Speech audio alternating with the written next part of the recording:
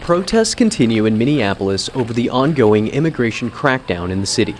On Saturday, President Trump posted on social media that the federal government would no longer intervene in protests in Democratic-run cities, drawing a hard line between federal power and local authority. No human is illegal, we shall not be moved. Despite what appears to be a softening tone from the federal government over the unrest in Minnesota, demonstrators in Minneapolis say the president's words fall short of the answers needed to lessen tensions. I'm concerned. I think that ICE being here at all in this capacity is not right. And I think that the longer we stay quiet and allow Trump to figure it out, we are going to have more and more problems.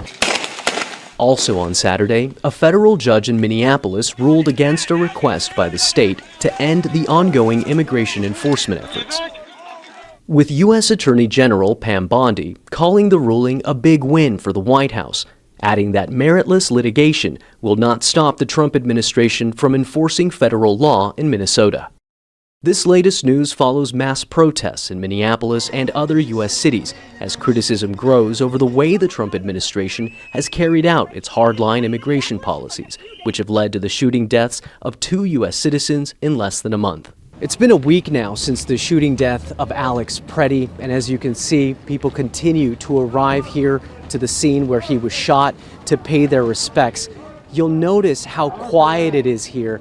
It's a very solemn atmosphere, but it doesn't mean there isn't still a lot of anger in this community.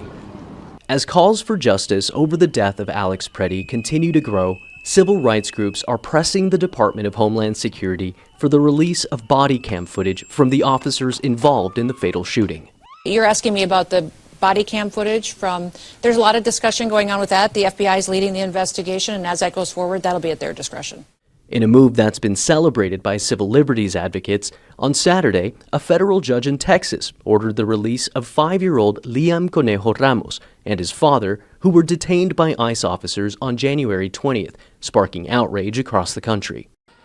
With immigration enforcement efforts continuing, investigations still ongoing, and protests now taking place nationwide, pressure on the Trump administration is mounting, and patience from communities like this one is running out.